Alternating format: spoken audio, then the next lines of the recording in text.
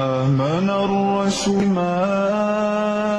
أنزل إليه من ربه والمؤمنون كل آمن بالله وملائكته وكتبه ورسله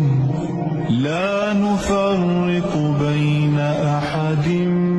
من رسله وقالوا سمعنا وأطعنا غفرانك ربنا وإليك المصير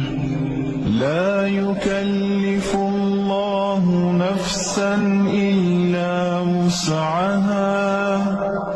لها ما كسبت وعليها ما اكتسبت ربنا لا تؤاخذنا إن نسينا أو أخطأنا ربنا لا تؤاخذنا إن نسينا أو أخطأنا ربنا ولا تحمل علينا إصرا